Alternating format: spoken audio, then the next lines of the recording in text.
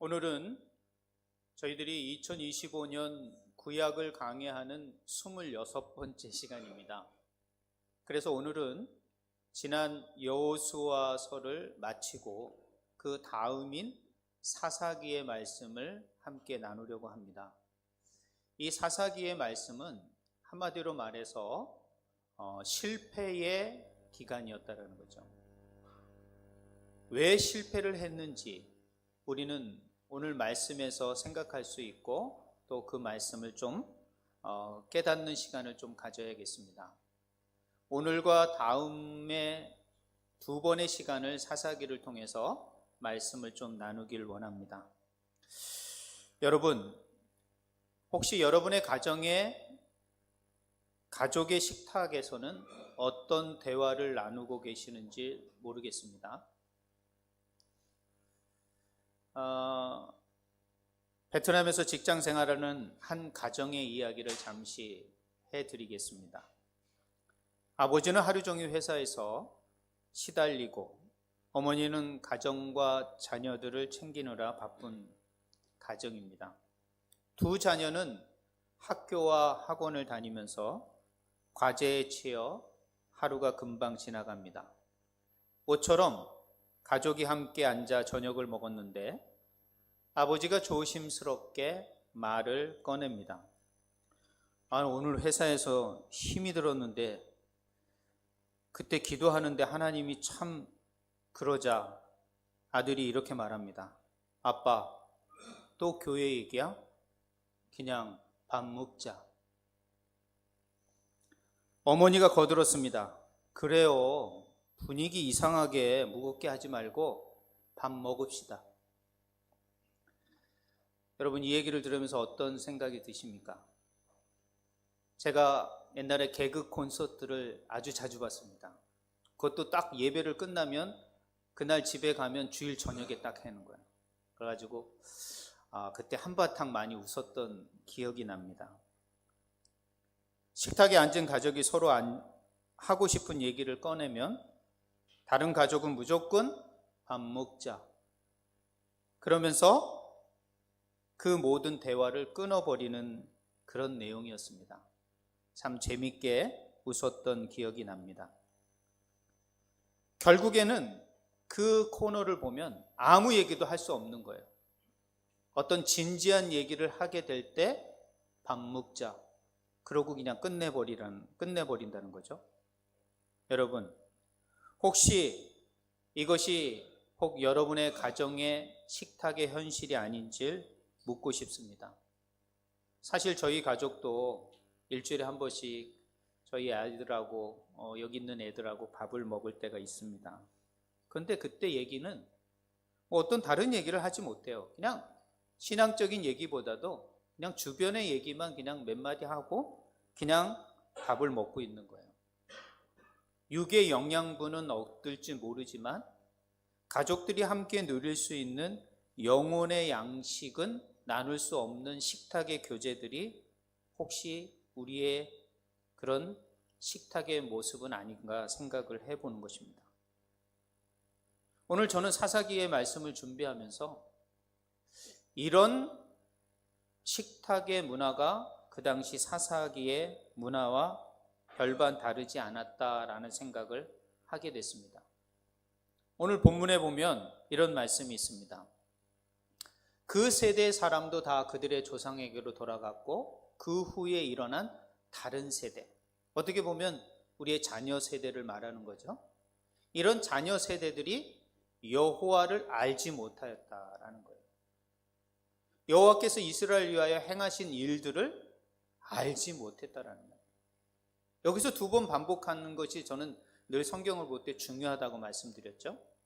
알지 못했다라는 말이 아주 중요합니다.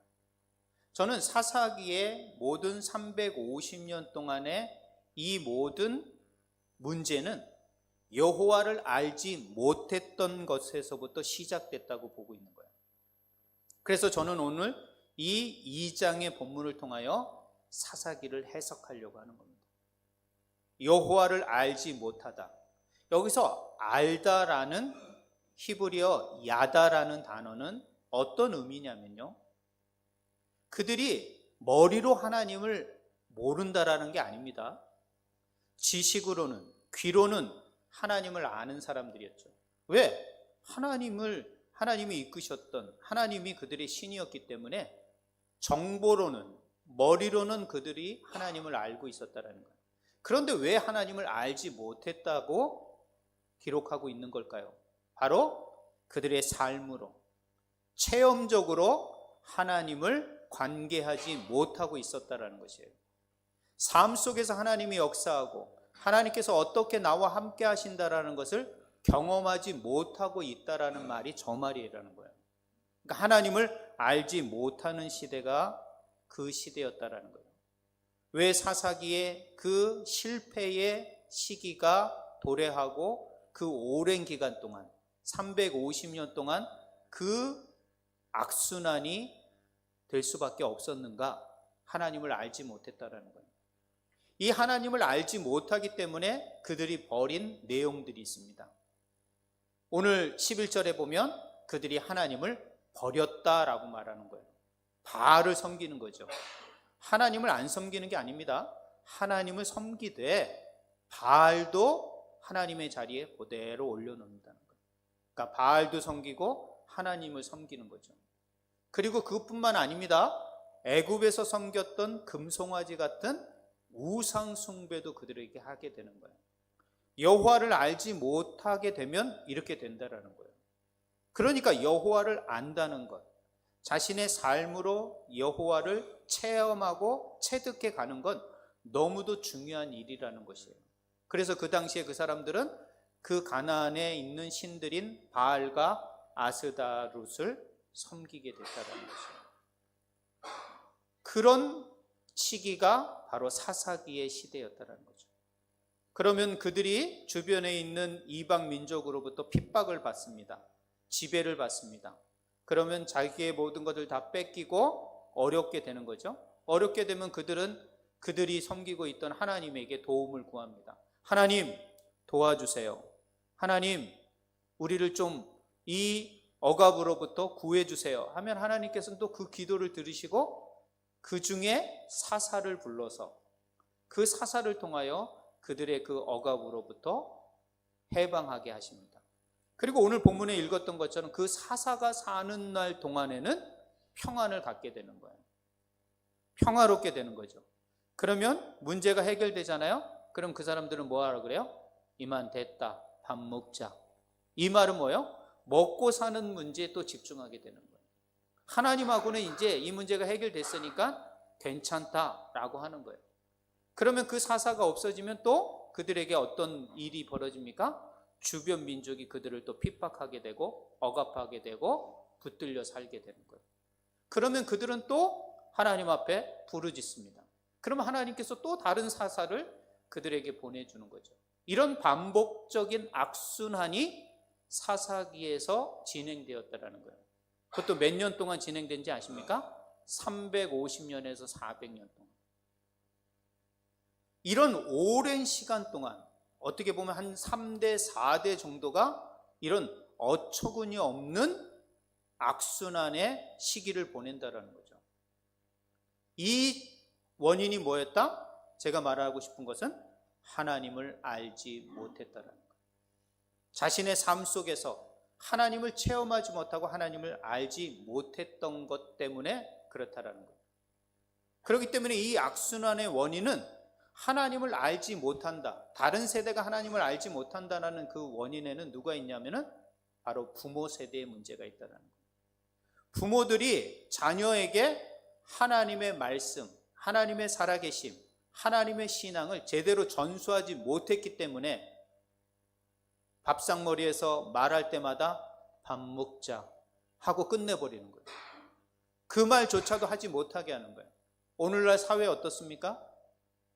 학교에서 종교 얘기하면요, 뭐 이상한 애들 취급당합니다. 왕따 취급당하는 식으로 당할 때가 요즘 시대라는 걸 아셔야 돼요. 가정에서도, 학교에서도, 직장에서도 종교 얘기하지 않습니까? 뭔가 이상한 사람같이 보고 있는 거예요. 이런 식으로 어디 하나에도 하나님의 말씀을 나눌 수 있는, 전파할 수 있는 전수할 수 있는 기회를 다 상실해 버리는 시대가 바로 이 시대라는 거예요. 그러면 그들이 신앙을 실패한 원인을 제가 한번 생각해 봤어요. 저는 세 가지로 보고 있었습니다. 왜 그렇게 출애굽을 하고 가나안 땅을 정복하는 놀라운 기적을 경험했던 세대가 가나안에 정착하고 땅을 얻었는데 왜 다음 세대에게 그 하나님을 전수하지 못했을까? 저는 세 가지 때문에 그래요. 첫 번째는 매력을 느낀 거예요. 그 가나안 문화의 매력을 느낀 거예요. 그 가나안 문화는 풍요했습니다. 광야에서 부족하고 척박한 삶이 아니라 정말 풍요롭고 먹을 게 넘쳐나고 정말 여성들은 아리답고 그런 세상의 문화, 가나안의 문화에 매력을 느낀 거예요. 그러므로 말미암아 그 유혹에 넘어가게 되는 거예요. 그러니 하나님 얘기할 시간이 없는 거죠. 그것에 다 몸과 마음과 생각이 다 뺏겨 있는데 어떻게 되겠습니까? 그러니 다음 세대에게도 하나님의 신앙과 말씀을 전수하지 못하는 상황이 돼버린 거죠. 두 번째는 어떻습니까? 경제적, 사회적 타협을 했습니다. 왜? 경제적으로 잘 먹고 잘 살게 되니까 거기 안에서 작은 타협들이 일어나는 거예요. 여기에 먼저 사는 이 가나안 사람들의 어떤 삶의 방식을 우리가 받아들여야지. 이렇게 사는 게 맞아. 저 사람들이 기도하고 하는 바알과 아스다조에게도 우리도 절을 해야 되겠다. 그들에게도 해야지. 이런 풍요롭고 또 이 사회에서 뭔가 리더십을 발휘할 수 있겠구나 하고 물질적인 이익을 쫓아, 풍요로운 이익을 쫓아 자신들이 타협하지 말아야 할 신앙적, 종교적 타협을 해버린 것입니다. 그러므로 말미암아 그들은 서서히 하나님으로부터 멀어지고 다음 세대는 그 하나님에 대한 생각과 그 모든 집중력을 잊어버리게 되는 거죠. 부모가 세상과 타협해버리는 거예요. 처음에는 큰 타협을 하지 않았을 겁니다. 한 가지 작은 타협을 했을 것입니다. 그러나 그 작은 타협이 다음 세대들에게 하나님의 말씀을, 신앙을 전수할 수 없는 어처구니 없는 일이 생기게 된 것이죠. 세 번째로는 뭐냐면은 오늘 본문의 말씀처럼 그 지도자들이 다 죽은 거예요. 장로들이 다 죽은 거예요. 그리고 그들이 뿔뿔이 자기의 주어진 땅으로 흩어지게 된 거예요. 그들을 리더할 수 있는 지도자가 부재가 된 것이죠. 지도자의 부재는 하나됨을 이루지 못하게 하는 거예요. 한 방향으로 나갈 수 없게 되는 것입니다. 그렇기 때문에 그 리더십이 부재가 된 거예요. 가정도 부모가 제대로 쓰지 않으면 그 가정은 온전할 수 없습니다. 사회도 마찬가지죠. 리더십이 바로 서지 않으면 그 사회는 혼돈과 방황을 맞이할 수밖에 없다라는 것이죠. 그런 영적 지도자의 부재로 말미암아 그들은 정말 다음 시대에게 신앙을 전수할 수 없는 상황이 되어버린 거예요. 더 많은 이유가 있겠지만 저는 이 이유가 다음 세대에게 신앙을 전수할 수 없었던 사사시대의 그들의 현실이었다는 걸 저는 생각하게 됩니다. 이런 걸 생각하면서 저는 또 다시 한번 오늘 우리의 한국교회와 저희들의 상황을 생각해 볼 수밖에 없다라는 것이죠. 그것은 어떻습니까? 바로 우리의 삶도 한번 뒤돌아봐야 된다는 것이죠. 우리는 어떻습니까? 자녀의 성적, 취업, 성공이 신앙보다 더 우선으로 여기고 있지는 않는가?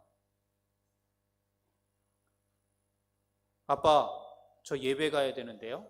무슨 예배가 이번 주에 시험인데 시험 공부하는 게 더 중요하지. 시험 잘 보고 너가 좋은 대학 가고 성공하고 그때 교회 가도 돼. 이런 얘기 한두 번씩은 여러분 가정 안에서 아마 했을 수도 있고 그런 얘기를 들을 수도 있을 겁니다. 그렇습니다. 예배보다, 교회를 가는 것보다 먹고 사는 문제가 우선적이지 않는가?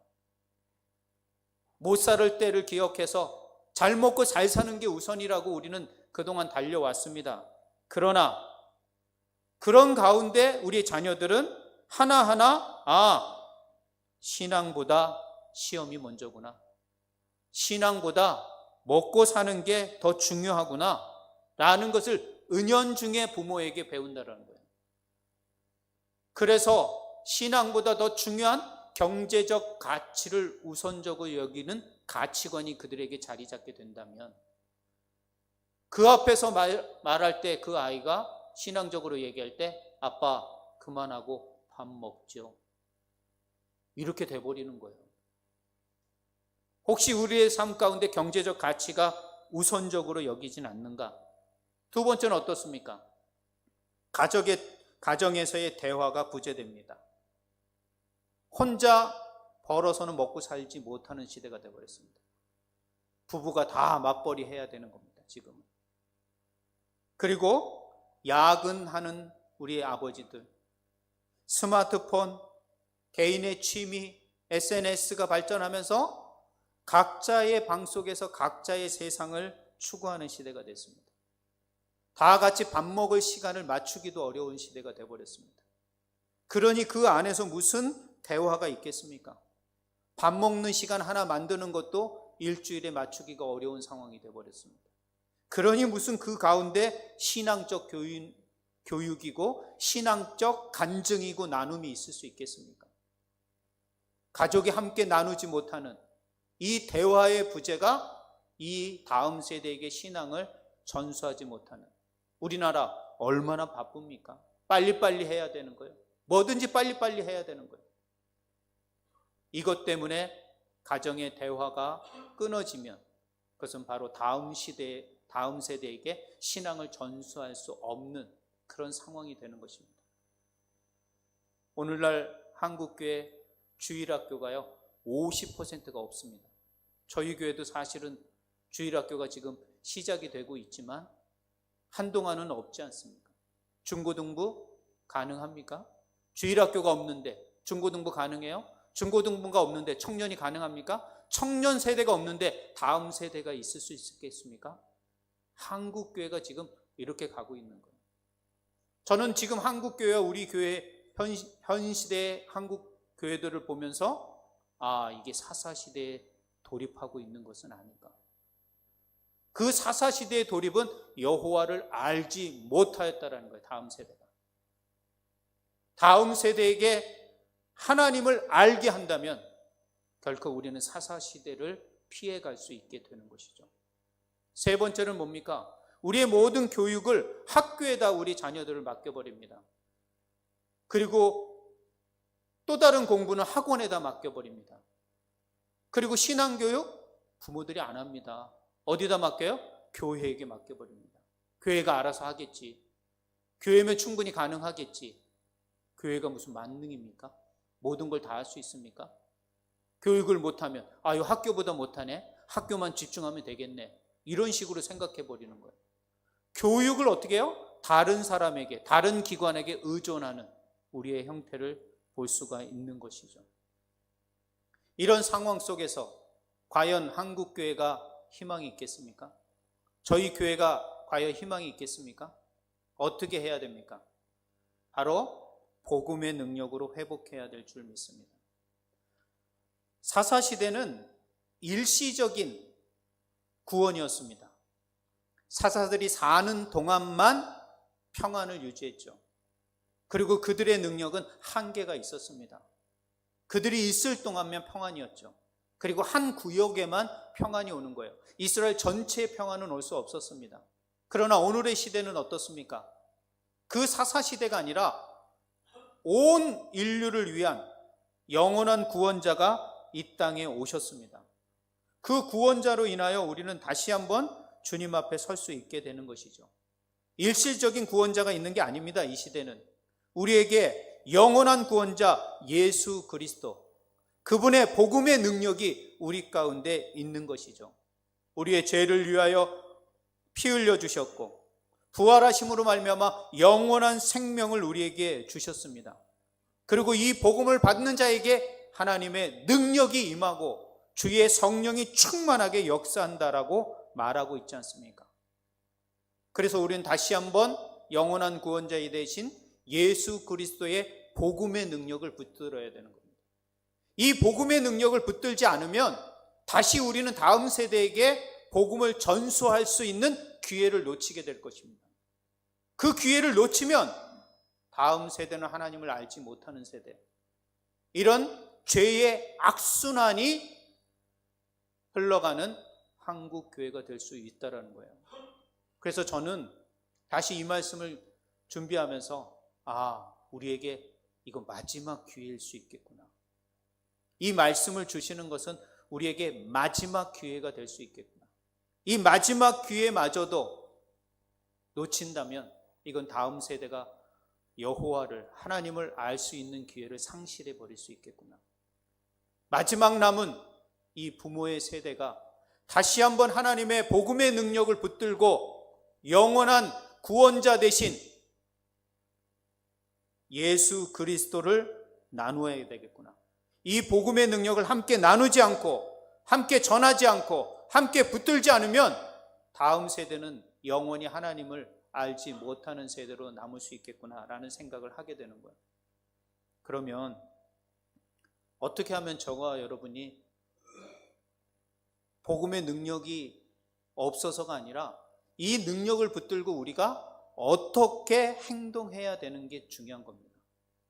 과연 우리 다음 세대가 여호와를 알고 이런 악순환을 끊을 수 있는 우리들의 모습 어떻게 해야 될까? 복음에는 능력이 있는데 이 능력을 붙들고 영원한 예수 그리스도의 그 능력을 붙들고 우리는 어떻게 해야 될까? 저는 세 가지만 좀 얘기하겠습니다.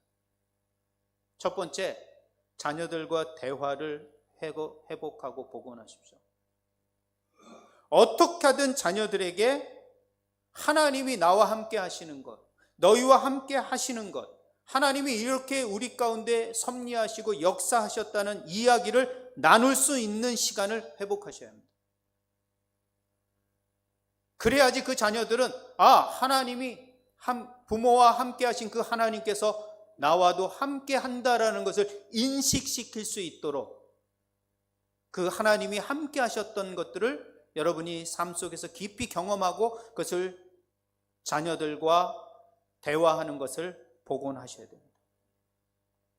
다시 밥상머리 교육이 시작이 돼야 됩니다. 그래서 제가 이번 주에 한국을 갑니다. 한국 가가지고 우리 둘째 막내가 있는데 그 아이들하고 무조건 첫 번째부터 만납니다. 그리고 뭔 약속합니까? 밥 먹자. 이 약속부터 하는 거예요. 그래야지 걔네들이 시간을 내줍니다. 잠깐 하자 그러면 안 만나. 아빠 나 바빠. 나 무슨 졸업작품 해야 돼. 회사에서 해요. 이런 얘기만 합니다. 그럼 밥 먹자, 약식 먹자 그러면 오케이. 어디서 먹을까? 뭘 먹을까? 그러고 있는 거예요. 참말로. 아무튼 어떻게 하든 밥상머리 앉아서 이 얘기를 하는 거죠. 어떻게 지냈냐? 그래? 아빠는 이랬는데 이런 부분에서 주께서 함께 하신 것 같아. 야, 힘들다. 기도 좀 부탁한다. 이런 식으로 얘기를 회복해 나가셔야 됩니다. 그런 자녀와의 대화, 신앙적인 대화를 복원하지 않는다면 여러분 다음 세대에게 하나님을 알게 하고 하나님을 경험하게 할 수 있는 기회를 놓쳐버리고 마게 되는 거예요. 좀 더 크면요? 좀 더 자리 잡으면요? 그럴 때 언제 오는 겁니까? 그때 가면 또 다른 이유 때문에 할 수 없다라는 거예요. 반드시 자녀와의 대화, 멀리 있다고요? 멀리 있어도 요즘 카톡과 페이스톡이 얼마나 좋습니까? 그래서 저는 매일 얼굴 봅니다. 저희 아내는 그냥 목소리만 들어도 된다 그러는데 저는 얼굴을 봐야 돼요. 왜? 어디 있느냐가 중요하잖아요. 너 어디 있는 거야? 딱 목소리만 나 어디야 라고 다른 얘기해요. 그러나 딱 제가 얼굴을 보면은 딱 어디 있는지 딱 알잖아요. 저는 그래서 페이스톡으로 합니다. 그럼 또 잔소리를 듣죠. 그러나 제 마음에는 이 대화를 끊이지 않으려고 매일 카톡합니다. 왜? 그래야 대화가 확장되더라고요. 자녀들과 대화를 회복하셔야 됩니다. 그래야만이 신앙이 회복될 수 있습니다. 두 번째로는요, 신앙의 동향이 필요합니다. 즉 함께 주일 예배를 드려야 되는 거예요. 그리고 함께 봉사하고 함께 선교하고 함께 구제하는 가족과 함께 경험하는 게 필요한 것입니다. 신앙적인 책도 함께 읽어야 되는 것입니다. 그 현장에서 함께 신앙적인 것들을 공유하고 유지하는 게 필요합니다. 함께 유지하지 못하면 그 대화부터가, 함께 얘기할 주제부터가 상실되는 것입니다.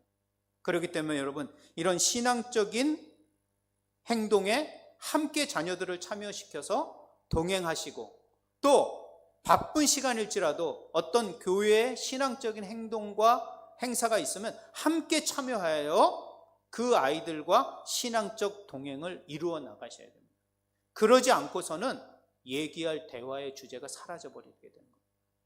그럼 다음 세대에게 신앙을 전수할 수 있을 기회를 상실해 버린다는 거예요. 세 번째로는 뭐냐면 중요한 것입니다. 여러분이 삶으로 복음의 능력을 보여주셔야 됩니다. 경제적으로, 사회적으로 손해가 있어도 신앙적 원칙을 지키는 부모의 모습이 있어야 되는 것입니다.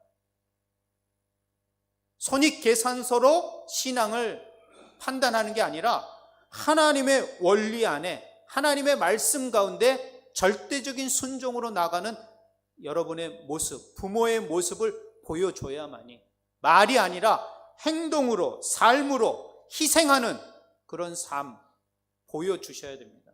보여주지 않으면 절대 아이들은 하나님이 어떤 분인지를 알아갈 수가 없는 겁니다. 다음 세대가 하나님을 알 수 없다라는 것이죠. 그러므로 이 기회는 마지막 기회일 수 있습니다. 내일을 알 수 있는 사람은 안 사람도 없습니다. 사실 우리의 자녀 어떻게 될지 우리 알 수 없습니다. 잘 있겠다라는 막연한 생각이 아니라 마지막 기회라 생각하고, 이 기회를 놓치면 우리의 자녀들과의 모든 신앙적 동행과 나눔, 그리고 더 나아가서는 다음 세대가 여호와를 알 수 없다라는 것을 깨닫고 우리는 다시 한번 그들과 밥 먹어야 됩니다. 밥 먹으면서 신앙적인 얘기를 다시 복원해내야 됩니다. 그래야지 사사기와 같은 그런 악순환을 끊어낼 수 있게 되는 것입니다. 밥만 먹고 육체적인 건강만 챙길 게 아니라 영적인 나눔을 통하여 영혼의 양식까지 나누는 과정으로 회복하셔야 됩니다.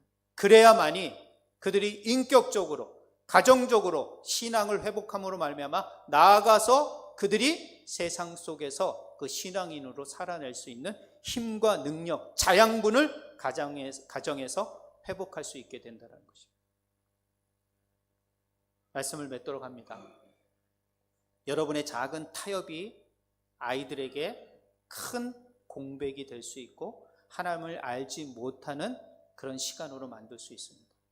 그러므로 여러분이 먼저 복음의 능력과 성령의 충만함으로 다음 세대가 여호와를 알 수 있도록, 단순히 생계를 책임지는 부모가 아니라 영적으로도 다음 세대에게 하나님을 알게 하고 전하는 그런 부모의 세대가 되어야 합니다. 우리가 먼저 믿음을 소유했고 그 믿음을 다음 세대까지 전수하지 못한다면 주님 앞에 섰을 때 우리는 우리의 책임을 다시 한번 주님이 물으실 수 있다는 것이에요.